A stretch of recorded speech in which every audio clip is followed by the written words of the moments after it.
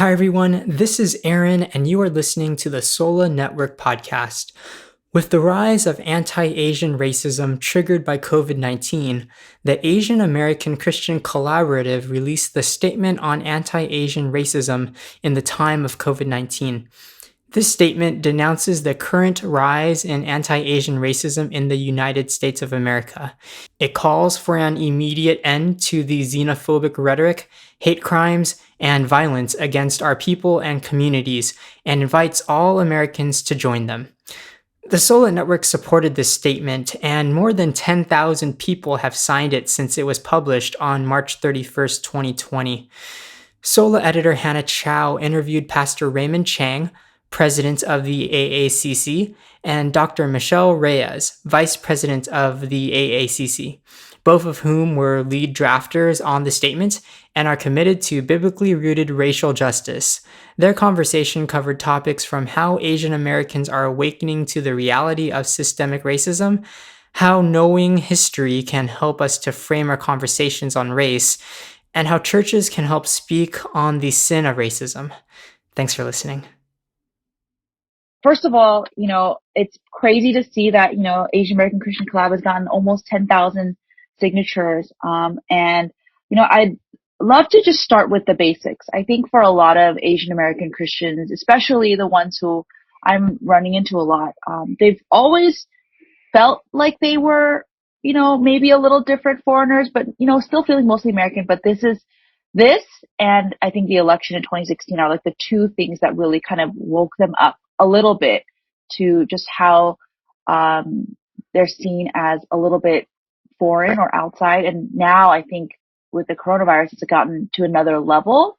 So I'd love to just hear your thoughts about, what are kind of the things that you're hearing from people who have kind of have their eyes opened during this period, and kind of just walk me through some of the conversations you've had about that. Michelle, you want to go first? Sure. Yeah. Well, when you talk about racism, you always have to talk about justice too, right? These are two sides of the same coin. And for anyone who's either like involved in pursuing anti-racism, justice work, most of the time it's somebody who's experienced it so deeply and so personally that they can't help but respond. And so, it's like an awakening of sorts. And so that's what we're seeing with a lot of people, like you're mentioning, Hannah, that have never experienced racism before, but because of just the widespread, mistreatment, racial profiling of Asian Americans as a whole, there are some people that have been coughed at and spit at for the first time, or chased down the street with people shouting coronavirus after them, to even far more harmful, life-threatening situations where people have been stabbed or physically assaulted. A woman had acid thrown on her face. And it's not just Chinese Americans that are experiencing this, but Asians across the board, including Indian Americans and Japanese Americans, Korean Americans, largely because we're misidentified and just sort of all lumped together. And so, yeah, some of it is just that first-hand experience. And once you've had that, you can't go back. Once you've experienced racism for yourself, you realize this is not okay. And it like begins that journey of, okay, what do I do? Where do I go? So I think that's where a lot of people are in this new camp now. And at the same time, there are still a lot of Asians, like you were saying, that feel white adjacent, that feel like, we don't experience the same kind of racism that other minorities, feel. And so for them, what we're trying to do with this statement is elevating our own stories, because there's so many Asians and Asian Americans that don't know our own history here in the U.S. And it's complicated, right? Because, like my mom, for example, she came in the 70s. Like, my understanding of like my family's history in America, in many ways begins in the 70s. But, Asians and Asian Americans have not been the exception, or have not been excluded from experiences of racism throughout U.S. history, right? And so there's a long and systemic history of Asian American or anti-Asian racism. And we mentioned this in the statement too. There's a specific paragraph where we try to catalog some of the major events that have happened through U.S. history, including, well, this was not mentioned, but I think it's important to recognize that Chinese coolies were brought in to replace African slaves on the plantations after the Civil War. But we do mention how Chinese Americans were excluded from immigration on the basis of race in 1882, and that all Asians were later excluded in 1917 from the U.S. Many people already know that innocent American citizens of Japanese descent were incarcerated and massacred during World War II.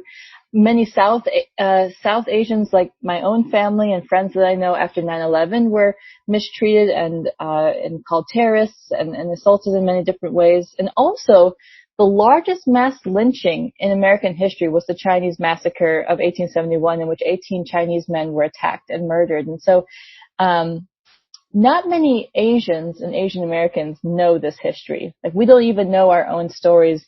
And if you don't know this, you'll think that what's happening right now is not as big of a deal, or that it's just isolated to a few racist individuals, as opposed to seeing what's happening right now as a result of the coronavirus is part of just the next iteration or development in a long history of anti-Asian racism in this country. And so that's very important.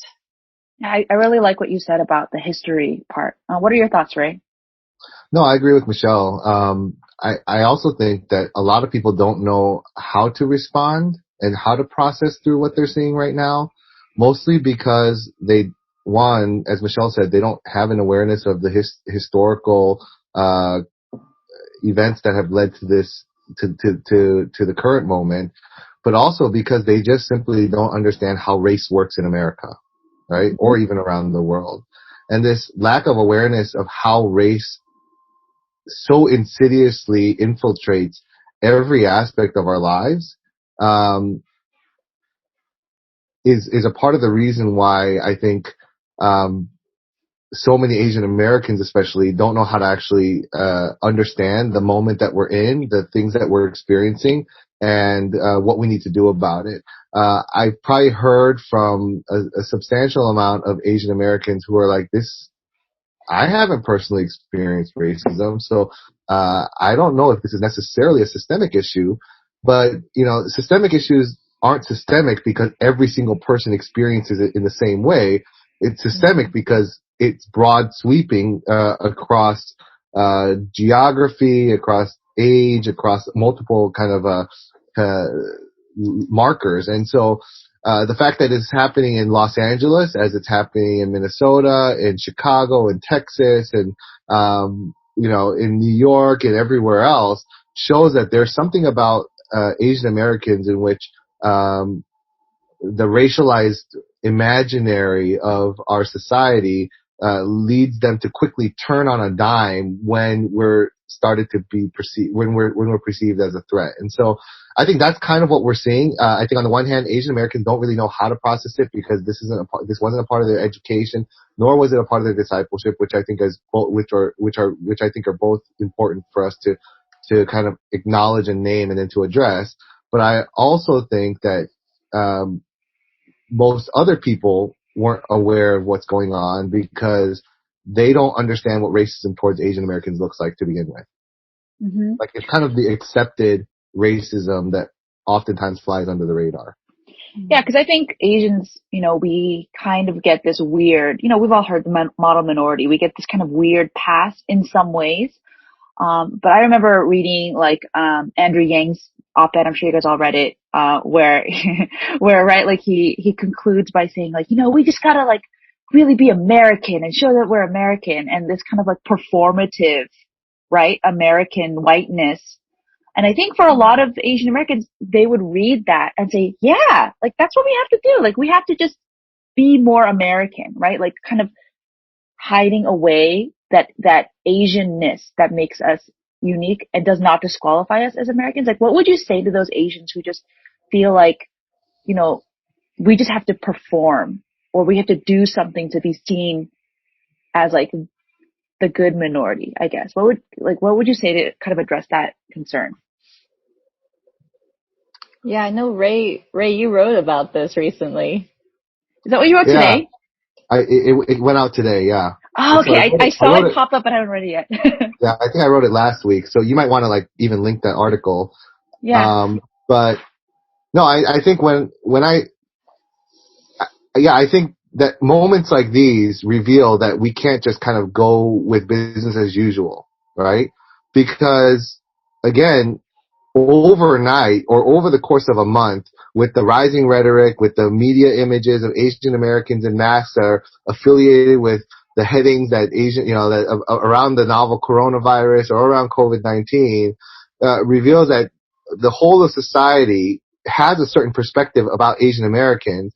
They don't really know what to do with us. And as long as we kind of fit within our expected roles and we play along with the racialized roles that we've been assigned, will be treated a particular way, which is also rooted in kind of like a deep racialized perspective and framework, because we fall under the model minority and we fall under the perpetual foreigner, and we're really not able to break out of it. But as soon as as soon as we're perceived as a threat, everything starts to shift, right? Where no longer are we the minority, we immediately move back to the yellow peril.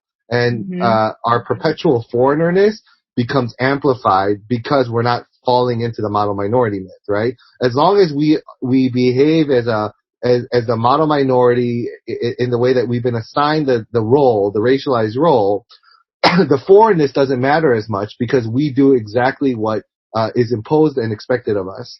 But as soon as we become a threat, it doesn't matter if we're so-called model minorities.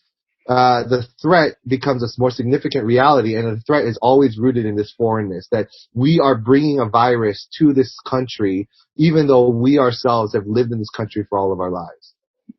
For Anything to add, generations. Michelle? Yeah. No, I mean, that's so good. I mean, yeah, was this Sung Chen Ra that mentioned like we are in a cultural moment where we've gone from pet to threat, which is true. And, in terms of the myth of the model minority, I know so many Indians and fellow Asian Americans like that we grew up thinking this was a good thing, that like it was proof of how smart we were and successful and wealthy.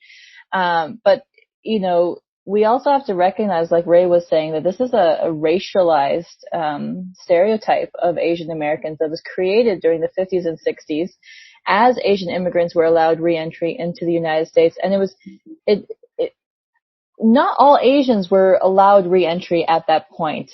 It was only the top of the talent pool, so to speak, right? It was the best of these doctors and lawyers and businessmen. And these men and women were allowed access into the U.S. so that the government could pit us against African Americans. And you can't miss the fact that this was all happening during the height of the civil rights era, right? And so, for our government to say, look at these Asians, look at how successful and smart they are, it was only a ploy to make Black people look less competent and less smart.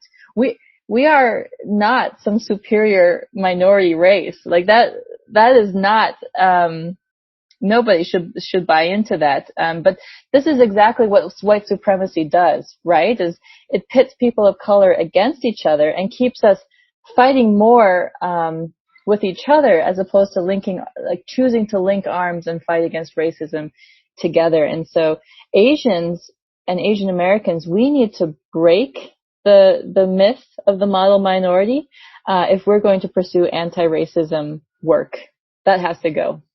Yeah. And I think I want to go back to Ray's previous point about, like a lot of times, churches don't help, Asian American Christians process racism and race through discipleship, right? Like what do you, like, and a big part of, the racism statement was, a call to churches to teach on race and combating racism. Like what are, a lot of churches suck at it, right? Let's be honest, right? Or never mention it. What is kind of a step or steps that a church can take? So let's start close to home. Asian American churches, or like at least multi ethnic churches that have a strong minority presence or mostly minority presence. Like what are some steps that they could take? We'll talk about white churches after. Yeah, I think Asian American churches have. Oh yeah, go ahead. Oh, go ahead. Do you want to go first? No, go for it. Okay. So I think one thing is like proving that you're in this for the long haul, right? And caring about racism against people of color equally. And so in our church, we're a minority-led multicultural church. And whenever there's a racist attack against any person or people group, we take time out of our Sunday morning service to lament that, to pray for the people who are hurt or the families that are suffering. Whether it was the mass shooting at Walmart in El Paso, to, what happened in Charlottesville back in 2017. Like we don't just like sleep on those moments. Like we make it a big deal in our church, and Aaron will stand at the pulpit and call that out and say how wrong it is. Maybe even choose to like change the sermon to preach against that Sunday, and to spend time corporately, communally as a church to pray for people that have been impacted. And so that's something that must be like part of a long-term goal for a church. But that then I think relates to, I'm just going to speak specifically for pastors, because I have a high view of the pastor, and also I believe that the way the pastor goes, the way the church will go, right? And so if we really want this to trickle down into ministries, into discipleship, into a way of thinking for a congregation, whether you're preaching in Genesis, Revelation, or, Malachi, like racism is addressed throughout Scripture, and that needs to be a recurring thing that you bring up at the pulpit and calling out. Right? Yeah, no, I think what Michelle's saying is absolutely right. I think especially for Asian Americans, we have to do catechesis around two issues: around the history of Asian Americans or Asians in America, and then around two, the realities of race. Again, going back to the model minority myth, the people that have bought into the model minority myth, right, that have benefited from kind of giving up a lot of their Asianness regarding their Asian Americanness in order to fit into society, will not want to contend with either. They won't want to deal with either of those two because there's too much cost around it, right? All of a sudden, this means that you are perpetuating problems, not only for the Asian American community, but for other communities of color. Also, you are actually doing harm to your white brothers and sisters who are basically getting away with the sins of omission, right? And so I think both of those things have to be catechized into the system, or into our discipleship. I think the other thing is we have to really wrestle with the fact that a lot of our theological training and our seminary training has lacked any robust engagement around issues that aren't intricately tied to whiteness and white supremacy, right? Because a lot of the way that theologizing has happened, especially in the last couple of 100 years, you can't separate orthodoxy or Orthodox Christian evangelical theology from whiteness, which is why when people of color go into seminaries that have some level of or some inclination that there's that their personhood, their ethnicity that God had created them into or created them as makes a difference in how they approach their faith. Not that, it's just like, it's free for all. There's clear things that God lays out for us, but that it doesn't have to look one way, and that, God allows the body of Christ to express worship and bring glory to Him in a variety of ways. And so and one of the things I realized in seminary even is that I had to supplement my own education by reading books that weren't written by white theologians. Why? Because white theologians are socially located in certain contexts where they oftentimes were part of the dominant majority and the dominant norm. And because of that, they really had a hard time seeing what was affecting the margins of society when the broad majority of the Bible is written to people who were basically marginalized, right? I mean, in the history of secular society, Israel is but a blip. right? We barely see Israel being written about in any of the major histories of the world. And yet for us, because we have this, we center around the cross and around Christ, and because we know that Jesus is ultimately king over all things, we take the narrative of Israel, which is a marginalized narrative, and then we try to understand God through that lens. We've lost that ability. And Asian Americans have especially lost that ability because we've oftentimes bought in wholesale to whiteness because we want to be white adjacent, or we want to be known as the white as the honorary white. And so it leads us into a place where we don't even know ourselves.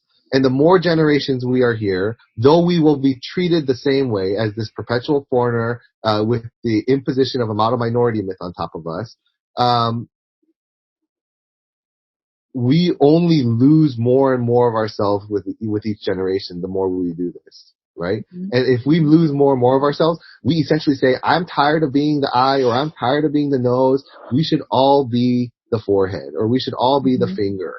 And I'm like, that would be a terrible body that's just full of a million fingers, right? That's just ugly. That's not the way God designed it. God looks like a spaghetti monster. Yeah, spaghetti monster. We don't want a spaghetti monster. I hope that goes in your article. Spaghetti monster. No, I mean, I think, I mean, the reoccurring thing that always comes up, you know, when I talk to people about race is people just don't know, right? Like, they don't know the history of racism in America. They don't know the history of racism against Asians in America, like the Chinatown massacre thing that you talk about, you know, Michelle, like, yeah, that's when I first heard that, I was like shocked, like, you know, and even, I don't know if you guys are in Subtle Asian Traits, the Facebook group, but like there was a picture that someone posted of their like great grandfather in like a giant dining hall with like hundreds of Chinese Americans, cause she's like a fourth generation Chinese American, you know, and like these stories I think are so, they're out of reach because we haven't been taught them in schools, right? We, a lot of, you know, Asian, like Korean Americans like me, we grew up in an immigrant church. We're just second gen. We don't, you know, our parents just pay the immigrant tax, right? And just go along with the racism. So, what do you think, other than signing, right, the Asian Americans do? Yeah. And there's a good reason for that, right? There's a good reason why we paid the immigrant tax. And then there's a good reason why Asian Americans didn't talk about it. One, we oftentimes come from an honor shame society, and collectivism is deeply entrenched within us, right? And so we don't want to bring shame to our family. It's that Mulan, you know, bring honor to us all. You know, and so that's one thing. And then because whiteness in society says if you oppose whiteness in any way, you are going to bring shame to your own family because you're not going to be able to receive the rewards that society has to offer you because you're not playing along with the game. Basically, you know, I think our parents' generations or the first generations, depending on when you came, had to make a very difficult decision. They either had to say, okay, we're going to talk about this as a real problem, or we're just going to ignore it and put our head down and work hard. And oftentimes, because they didn't have the ability they didn't have the luxury to be able to even engage the issues, like they couldn't think through things with as much nuance as we're able to think through things, right? Because they were just in survival mode. You know, like it was far more convenient, and it was probably much more easy to press into self-preservation if they just avoided it, never talked to their kids about it, never shared the stories, you know, with their children about it, which is why we lose so much. And that's part of what our hope is with the Asian American Christian Collaborative, is that we become a depository for Asian American stories and histories where people can see themselves in the things that other people are writing and other people are sharing on our site.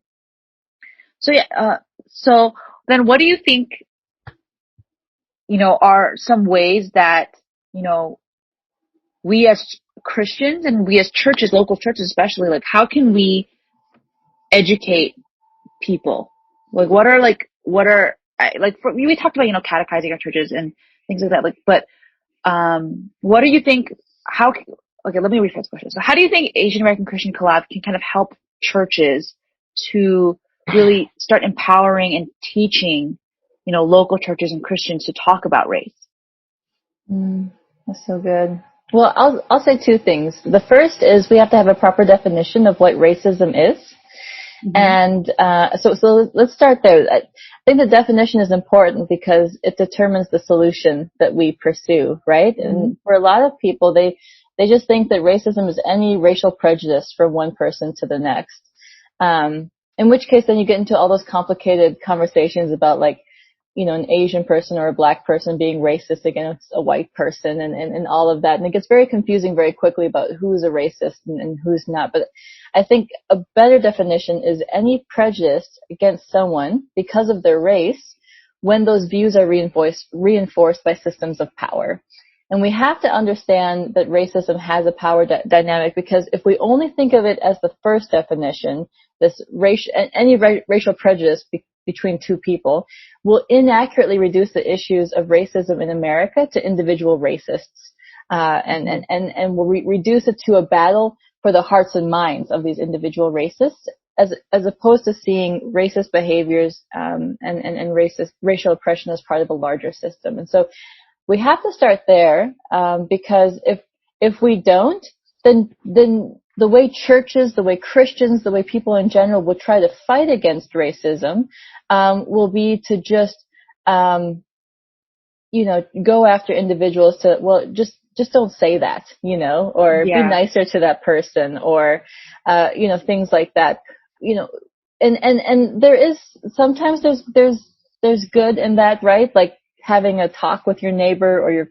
colleague or a friend about like why his or her comments were hurtful and why they shouldn't say that, so that it's easier to relate to them. I mean, like those are good conversations too, but that alone won't combat systemic tropes of anti-Asian racism in general, in our country and in our institutions and pop culture and so on. And so, we do have to care about systems of racism. We have to care about how this trickles down through policies. AACC, through AACC, I was able to interview Michelle Warren last week, and she actually talks about the history of anti-Asian policies in our country, and the ways in which laws of our country have excluded and negatively impacted whole ways of life for Asians and Asian Americans, and businesses and enterprises. And so, what does this mean for Christians and the church? It means that beyond just preaching from the pulpit on Sunday mornings and having heart-to-heart conversations with congregations, church needs to care about politics. We have to care about our elected officials, about holding elected officials accountable, about who we're putting into office, about what policies are being in place. Like, I think oftentimes Christians, we separate those two things, right? Church and politics, and we don't want to have them mix. But if we actually care about breaking cycles of racism, we have to be having those conversations too. Controversial. I like it.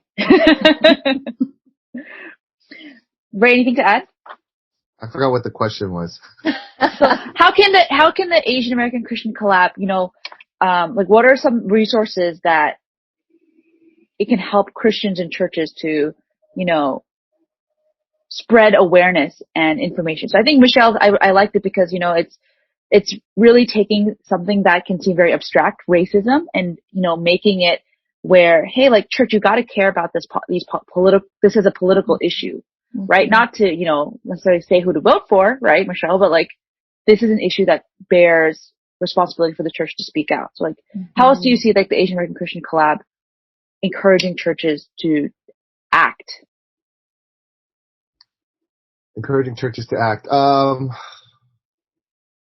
Yeah, I think one of the realities of the Asian American community is that even though there is a large percentage of Asian Americans that are very comfortable situating themselves along kind of within the racialized position and the places that our racialized society has kind of imposed on us, there is a growing number of very of deeply faithful, committed Asian American Christians who are dissatisfied with the way that the Asian American church and the broader church seems to, and by broader church I usually mean white churches or predominantly white churches, seem to be losing their Christian witness and to have a truncated faithfulness when it comes to biblical Christianity and orthodoxy, right? Because at some point, you can only talk about your own personal problems so much without addressing the fact that some of those personal problems are actually systemic issues and societal issues that need to be addressed beyond, someone telling you that God is with you and that you can stop something when, you can act when, and instead there are things that you can kind of do to intervene to prevent some of the things from getting worse. And so I think one of the hopes that we have with the Asian American Christian Collaborative is to get us actually to the true gospel message, which is the message of God's of the lordship of Christ over all things, and his activity in and through his agents or his ambassadors, who are all of us who place our faith in him, and allowing us to be the witness into the world so that people might be able to have glimpses of what God's kingdom looks like. I don't think that a lot of people looking into Asian American churches or even predominantly white churches would say that we have a deep impact in the world around us, or in terms of like overall. I do think that there are some churches doing some great things, but overall I think, we are perceived more as country clubs than field hospitals. And I think that needs to change quickly. Because younger generations, millennials, Gen Zers, they want to see faith with works. They're not okay with us just giving lip service to works. They actually want to see faith that's connected to works. And I think that's one of the things that we hope to do. But we also hope to get us to like a true orthodoxy, right? We don't want a racialized theology to dominate our pulpit ministry, our discipleship efforts, our philosophy of our ecclesiology, our philosophy of church engagement. And so to get to true orthodoxy, we have to realize that churches are all set upon a very racialized landscape, and that if we don't address the racialized landscape, our churches are basically buying into and perpetuating the problems that we see in society. Mm-hmm.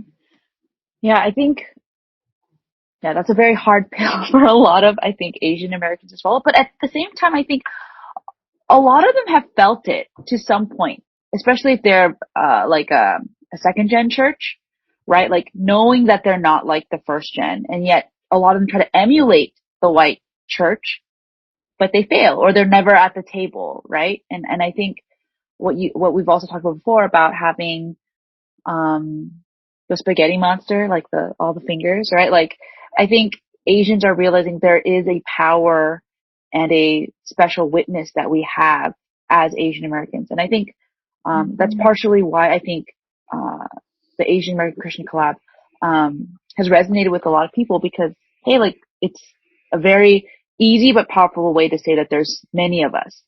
But I don't want to take up too much more of your time. But so before we go, there's one thing I definitely wanted to ask, and then we can keep going. But I'd love at the end to just have a list of like 2 or 3 books from each of you to like recommend to our readers, like if we want to learn.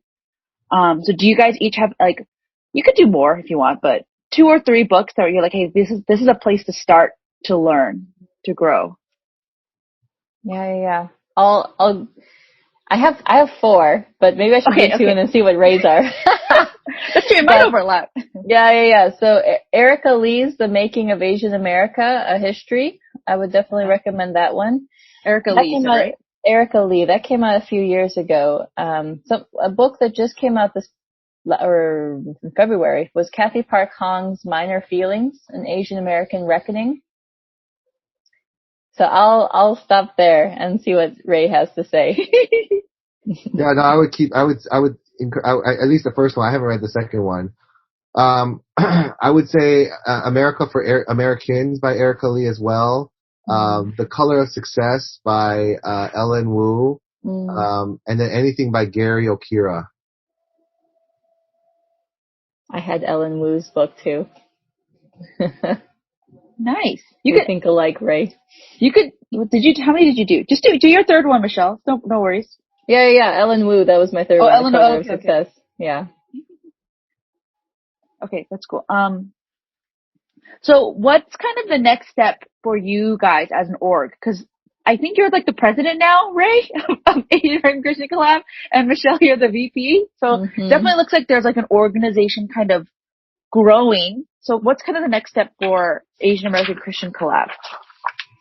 And then how could we like support you as like, I think we want to continue to launch a bunch of resources. So we will be regularly releasing articles that's related to Asian American Christianity.